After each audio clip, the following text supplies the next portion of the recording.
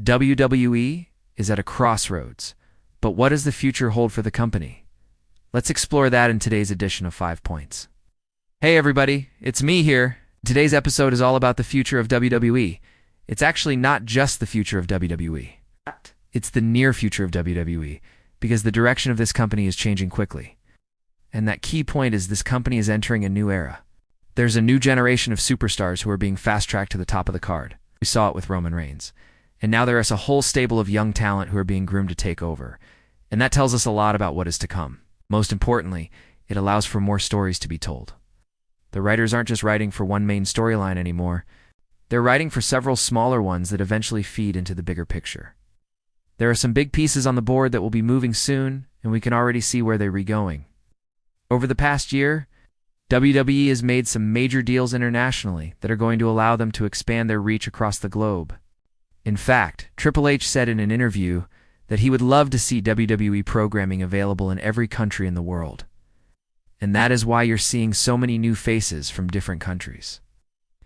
And that is why our fifth and final point is WWE is staying true to their roots while moving forward. Does that make sense? Back in the territories, the focus was on athleticism, and that led to the PG era. But now it's time for the next step in evolution. They're bringing back hardcore matches. They're allowing wrestlers to bleed again. They're making sure that the audience understands the difference between kayfabe and reality. It's still family-friendly, but they're leaning more towards the sports aspect. Are you enjoying the product right now? Or do you think that they're heading in the wrong direction? Let me know your thoughts. Sure, you may lose a few casual fans along the way, but you're gaining hardcore fans. That is the direction that WWE is headed in. Then when it became national, it was all about characters, and then in the 80s, it became all about the theatrics. And by the 90s, it was about sex sells. WWE has never had a more diverse roster than they do right now. They have a deal with the streamer Peacock to show all of their content in the United Kingdom. WWE loves to tout themselves as the biggest stage in sports entertainment. But sometimes their product can feel a little too theatrical and not enough sports. Until next time, thank you so much for watching. When you bring back a legend, it reminds everyone why they fell in love with the product in the first place. And if they keep growing in that direction, the future is very bright for WWE. It reminds them that this is a physical, brutal sport, and these legends help remind people that this is not fake. And they recently signed a major deal with the network Sony to bring WWE programming to India. These legends are actually still very good inside the ring. If you use them correctly, you can build some very compelling stories with them. We're going to break down 5 things that tell us exactly what is coming next for WWE, and those things are all centered around one key point.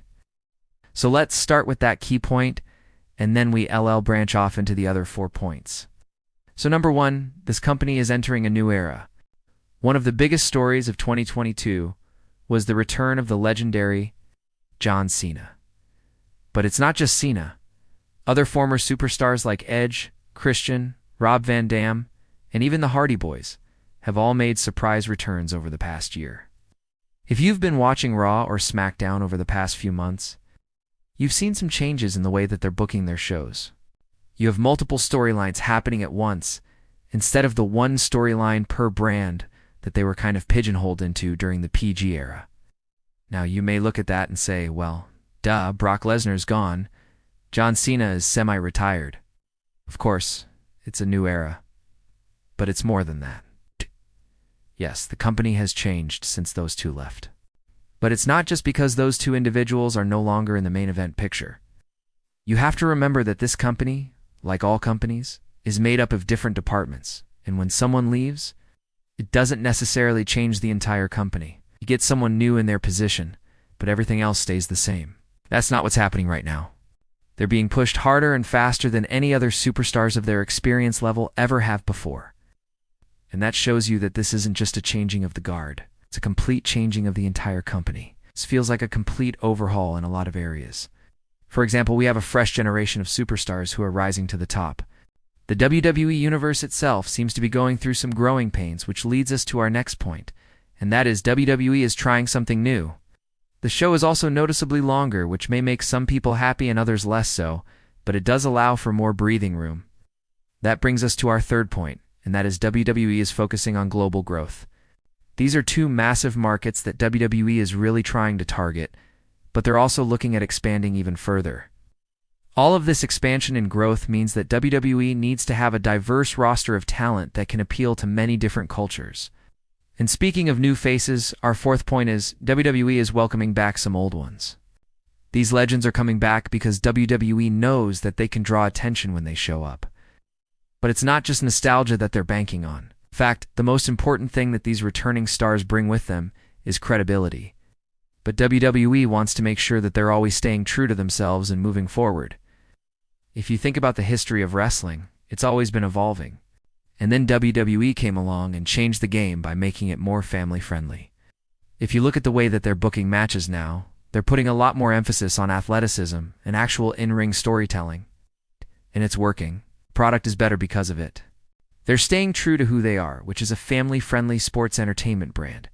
But they're adding more elements of sports to their entertainment. With that said, do you think the future is bright for WWE? Also, please remember to like and subscribe.